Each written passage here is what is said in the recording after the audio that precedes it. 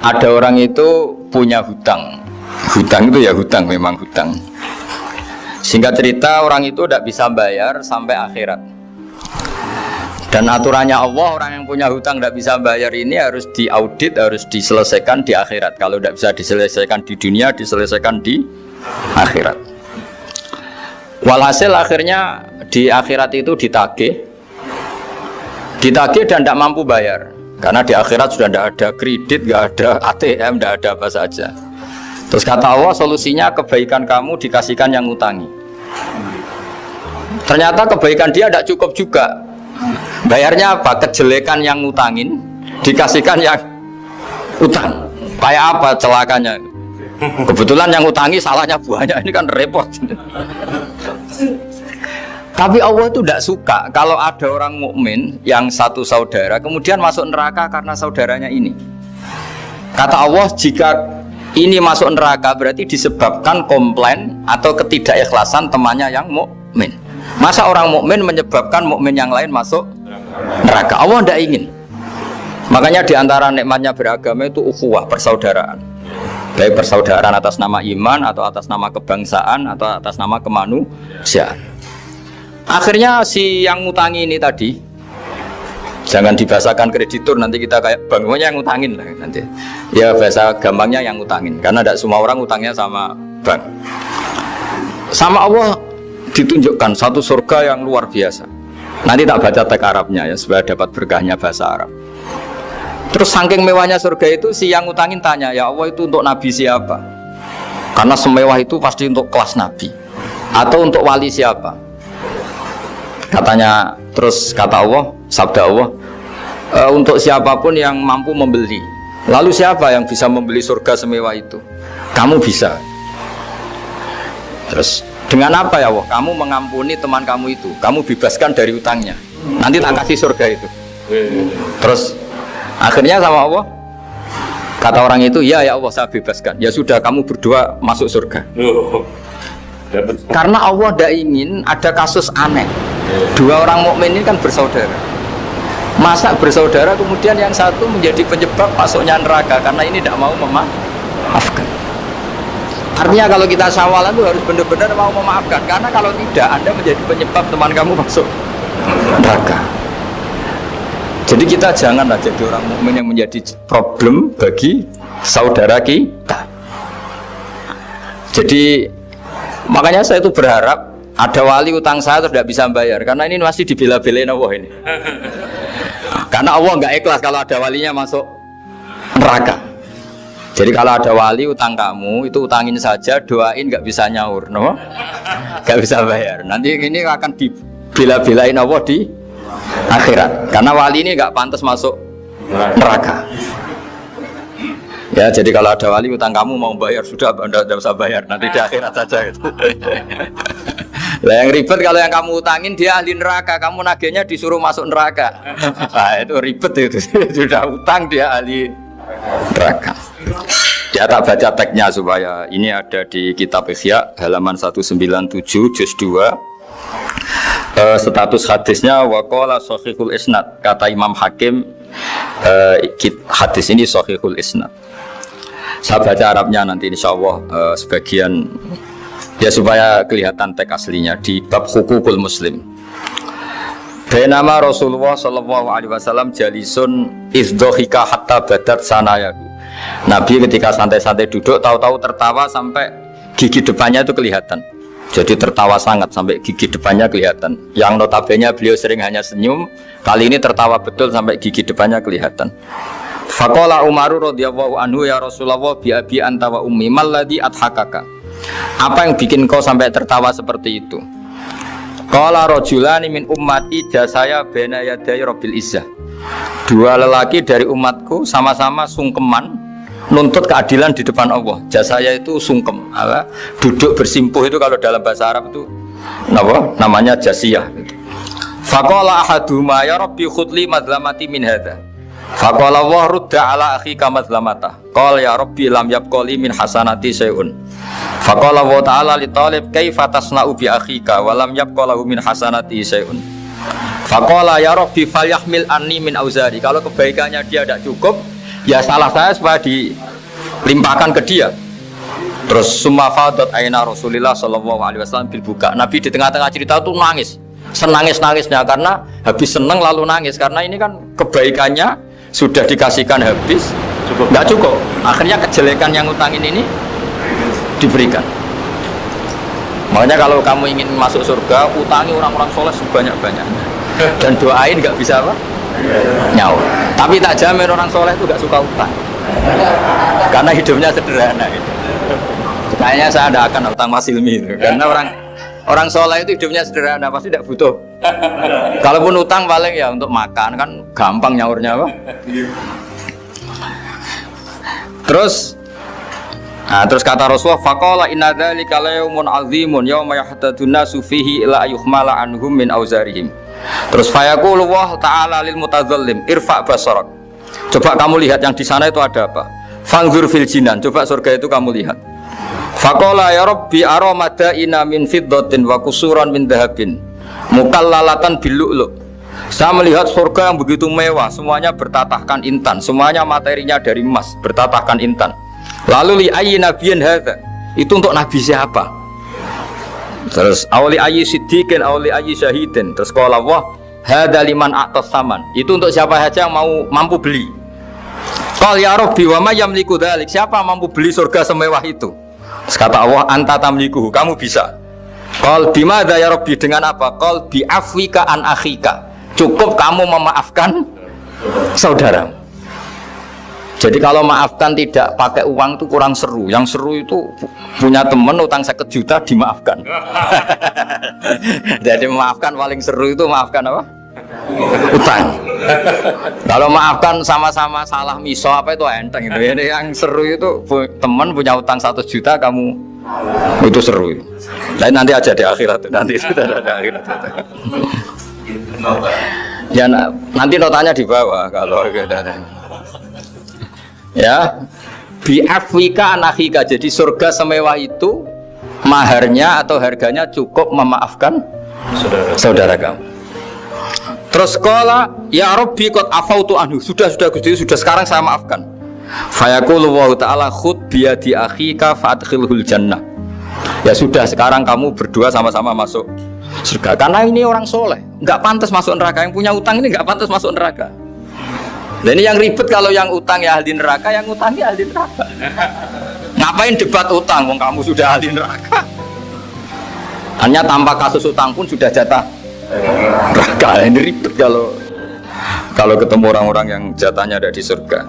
Tsumma qala sallallahu alaihi wasallam ittaqullaha wa aslihu dzata bainikum fa innallaha ta'ala yuslihu bainal mu'minin yaumal qiyamah. Jadi di antara proyek besar Allah itu menjadikan orang mukmin itu bersaudara dan saling memaafkan. Itu sampai akhirat proyek itu masih dilakukan Allah. Maka ketika di dunia kayak sawalan ini usahakan saling memaafkan karena keinginan Allah sampai akhirat pun seorang mukmin itu saling memaafkan. Nah ini yang terakhir saya bacakan teks otoritatif sebagaimana janji saya. Kata Rasulullah SAW di sebuah hadis. Ini terakhir nanti supaya nggak lama-lama, saya juga punya wadhifah. Ada orang itu punya hutang itu ya hutang, memang hutang. Singkat cerita orang itu tidak bisa bayar sampai akhirat. Dan aturannya Allah, orang yang punya hutang tidak bisa bayar ini harus diaudit, harus diselesaikan di akhirat. Kalau tidak bisa diselesaikan di dunia, diselesaikan di akhirat. Walhasil akhirnya di akhirat itu ditagih dan tidak mampu bayar karena di akhirat sudah tidak ada kredit, tidak ada ATM, tidak ada apa saja. Terus kata Allah solusinya kebaikan kamu dikasihkan yang ngutangi. Ternyata kebaikan dia tidak cukup juga. Bayarnya apa? Kejelekan yang ngutangin dikasihkan yang utang. Kayak apa celakanya? Kebetulan yang ngutangi salahnya banyak, ini kan repot. Tapi Allah itu tidak suka kalau ada orang mukmin yang satu saudara kemudian masuk neraka karena saudaranya ini. Kata Allah, jika ini masuk neraka berarti disebabkan komplain atau ketidakikhlasan temannya yang mukmin. Masa orang mukmin menyebabkan mukmin yang lain masuk neraka? Allah tidak ingin. Makanya diantara nikmatnya beragama itu ukhuwah, persaudaraan. Baik persaudaraan atas nama iman atau atas nama kebangsaan atau atas nama kemanusiaan. Akhirnya si yang ngutangi ini tadi, jangan dibahasakan kreditur, nanti kita kayak bank, yang ngutangin lah nanti. Ya bahasa gampangnya yang ngutangin, karena tidak semua orang ngutangnya sama bank. Sama Allah ditunjukkan satu surga yang luar biasa. Nanti tak baca teks Arabnya ya supaya dapat berkahnya bahasa Arab. Terus saking mewahnya surga itu, si yang ngutangin tanya, ya Allah itu untuk nabi siapa? Karena semewah itu pasti untuk kelas nabi. Atau untuk wali siapa? Katanya, terus kata Allah, sabda Allah, untuk siapapun yang mampu membeli. Lalu siapa yang bisa membeli surga semewah itu? Kamu bisa. Terus dengan apa ya Allah? Kamu mengampuni teman kamu itu, kamu bebaskan dari utangnya. Nanti tak kasih surga itu. Terus akhirnya sama Allah, kata orang itu, ya Allah saya bebaskan. Ya sudah, kamu berdua masuk surga. Karena Allah tidak ingin ada kasus aneh. Dua orang mukmin ini kan bersaudara.